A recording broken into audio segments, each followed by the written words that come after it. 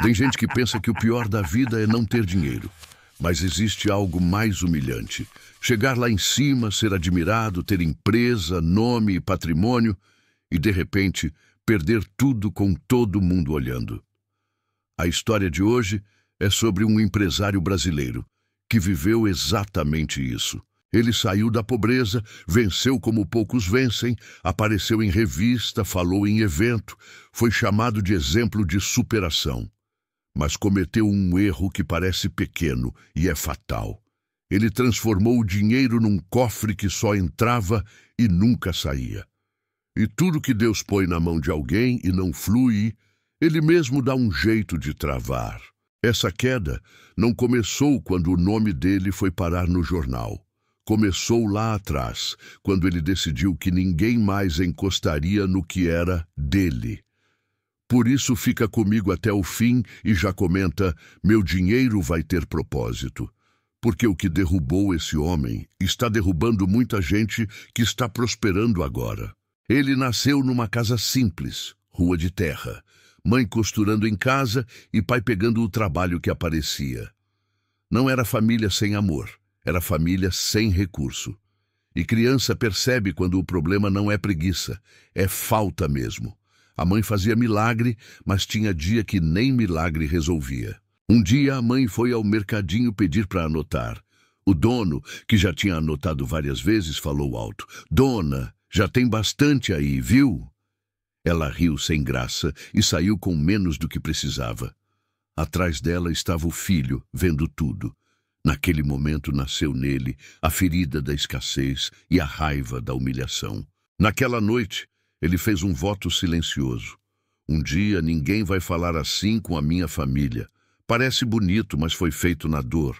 Ele não disse: quero ter para ajudar. Ele disse: quero ter para nunca mais ser humilhado. E voto feito na dor, se Deus não cura, vira obsessão por controle e por guardar.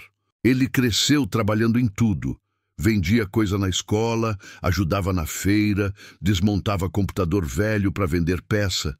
Era o menino que corria atrás. Entrou numa empresa de tecnologia pequena, aprendeu rápido e logo percebeu que dava para montar a própria. 2 amigos foram com ele, mas ele tinha uma fome maior. Os amigos queriam viver bem. Ele queria nunca mais passar vergonha. É diferente, e quem é movido por uma ferida do passado, mesmo quando prospera, continua tenso. A empresa deu certo, fechou o contrato, começou a crescer. Por fora era vitória. Por dentro era medo de perder o que tinha conquistado. Foi nessa fase que a família percebeu que ele tinha mudado. A irmã pediu ajuda para arrumar a casa da mãe, coisa pequena, acessível para quem já estava ganhando bem. Ele respondeu: agora não é o momento, tá tudo aplicado. Não era falta, era dureza. Era o não posso abrir precedente virando desculpa para não repartir. Um funcionário antigo pediu apoio porque o filho precisava de um exame caro. A empresa podia pagar. Ele disse: se eu fizer para você, vou ter que fazer para todo mundo. Ou seja, melhor não abençoar ninguém do que abençoar um. Ele começou a confundir a administração com a avareza, e Deus observa esse tipo de coisa. Numa viagem, um empresário mais velho avisou: dinheiro que não cumpre propósito vira armadilha. Se ele não sair por bem, um dia alguém tira. Ele ouviu e pensou: isso é coisa de quem não conseguiu guardar. E seguiu do mesmo jeito. Se isso já falou com você, comenta agora: meu dinheiro vai ter propósito, e se inscreve. A virada negativa veio quando ele fechou um contrato muito grande com órgão público e empresa de fora. Era o tipo de contrato que joga o nome da pessoa em outro patamar. Mas contrato grande vem com lupa grande, e lupa grande encontra aquilo que você chamava de ajuste, mas na lei tem outro nome. Um concorrente que perdeu começou a cutucar. Um jornalista investigativo começou a perguntar. E de repente o nome dele, que antes era exemplo de superação, apareceu ligado a bloqueio de bens e investigação. Veio ordem judicial e o recado de Deus ficou claro. Ele tinha muito, mas não podia usar. É como se Deus tivesse dito: já que você nunca deixou sair quando eu toquei, agora você vai ver como é ficar travado. O patrimônio existia, mas estava indisponível. E foi aí que ele descobriu o que quase todo avarento descobre tarde. Quando o dinheiro não pode sair, só fica perto quem você abençoou antes. A irmã que ele não ajudou não tinha como ajudar agora. A mãe que ele queria honrar depois já não estava aqui. Os funcionários que ele não valorizou já tinham ido embora. Os amigos de palco sumiram. Ele era rico e estava sozinho. A pior pobreza não é a do bolso, é a de não ter ninguém quando você cai.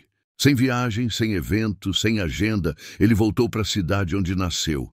Lá ninguém tinha medo de falar a verdade. Um conhecido do pai disse: "Fiquei sabendo. Caiu, né?" E completou: "Teu pai dizia que maré cheia é para dividir peixe. Quem guarda peixe demais, apodrece." Era Deus falando pela boca de gente simples. Ele foi ver a casa antiga da mãe e percebeu que estava do mesmo jeito. Aquela reforma que dava para ter feito com um Pix nunca foi feita porque ele estava esperando o momento perfeito para dar algo grandioso. A mãe morreu sem ver. Quem espera ser milionário para abençoar, quase sempre morre sem abençoar. Ali caiu a ficha. Não foi azar. Foi correção. Deus mostrou que o dinheiro tinha virado ídolo. Ele lembrou das vezes que disse não para gente que amava. Lembrou de quando colocou o carro caro na garagem e não colocou piso na casa da mãe. Lembrou de quando disse: "Não posso abrir precedente", e na verdade era: "Não quero repartir". Essa é a parte que quase ninguém vê. O empresário que parecia muito forte teve que chorar. Teve que admitir que estava repetindo com os outros a mesma dor que tinha vivido com a mãe. Ele queria nunca mais ser humilhado e acabou humilhando quem estava perto, dizendo não para quem Deus mandou ele abençoar. Depois de alguns meses, o processo andou e parte do patrimônio foi liberada. Não tudo, mas o suficiente para recomeçar. A prova se ele tinha aprendido veio aí. Ele não correu para comprar outro carro, não correu para postar "tô de volta", não correu para provar nada. Ele pegou papel e caneta e fez uma lista. Primeiro ele pagou quem ficou exposto por causa dele. Funcionário, fornecedor pequeno, gente simples que entrou no fogo porque trabalhava com ele. Depois, chamou a irmã e disse: "Você tinha razão. A mãe não precisava de mansão, precisava de cuidado." E fez o que dava para fazer agora, não o que ele sonhava fazer num depois que nunca chegava. Ele também decidiu que o dinheiro dele iria alcançar gente que ele nem conhece. Criou um jeito de ajudar família simples, gente que passa vergonha em mercado, jovem que não tem como estudar. Finalmente, o dinheiro saiu da posição de cofre e virou canal. E quando o dinheiro vira canal, Deus começa a destravar o que estava preso. Ele entendeu que Deus não tem problema com prosperidade. Deus tem problema quando a prosperidade para na pessoa. O problema não era ele ter muito. O problema era ele ter muito e ninguém ao redor dele ser alcançado. Ele tinha esquecido que Deus dá para alguns o que ele quer entregar a muitos. Essa história mostra uma lei espiritual simples. Tudo que Deus enche e não escoa, estraga. Maré cheia é para dividir peixe. Conta cheia é para socorrer alguém. Porta aberta é para levantar outro. Quando você guarda tudo com medo, você revela que confia mais no que tem do que em quem te deu. Talvez você esteja exatamente nessa fase. Deus está te levantando, teu trabalho está dando certo, o dinheiro está começando a entrar e você já está começando a falar: "Não dá, está tudo aplicado." Agora não é o momento. Cuidado. Esse é o início da queda invisível. É assim que o coração vai ficando duro. Deus prova o coração na hora da abundância. Na falta, todo mundo pede. Na fartura, poucos repartem. E Deus tem ciúme daquilo que Ele te dá. Se Ele perceber que o que Ele colocou em você está se tornando seu Deus, Ele mexe. Às vezes, Ele trava conta. Às vezes, ele muda cenário. Às vezes, ele expõe tudo para te salvar de você mesmo. O empresário da nossa história não caiu porque era mau. Ele caiu porque estava com medo. Medo de ficar sem, medo de ser envergonhado de novo, medo de repetir a infância. Só que medo com dinheiro vira avareza, e avareza com poder vira injustiça. Ele precisou ser exposto para ser tratado. Quando ele finalmente decidiu que o dinheiro dele iria servir, não só se exibir, Deus devolveu dignidade. Ele voltou a andar na cidade sem precisar provar nada. Voltou a ter família por perto. Voltou a ter paz para dormir. Tinha menos coisas, mas tinha mais gente. Tinha menos patrimônio disponível, mas tinha mais propósito. Isso prova que riqueza de verdade não é quanto você tem parado, é quanto você consegue transformar em cuidado para alguém. Dinheiro parado virou notícia ruim. Dinheiro em movimento virou testemunho. Quando ele tirou o dinheiro da mesa dele e colocou na vida dos outros, a história mudou de tom. Talvez Deus esteja te mostrando essa história hoje para você não ter que aprender do jeito doloroso. É melhor abrir a mão quando Deus fala do que ter a mão aberta à força por causa de bloqueio, dívida, doença ou exposição. Dinheiro é ótimo servo, mas é um senhor terrível. Se ele manda em você, ele te isola. Guarda isso. Deus não segura o que passa. Deus segura o que para. Quando o dinheiro parou nele, Deus deixou tudo travar. Quando o dinheiro começou a passar por ele, Deus começou a destravar. É assim com dinheiro, com dons, com oportunidades. Tudo que flui, Deus multiplica. Tudo que estaciona, Deus mexe.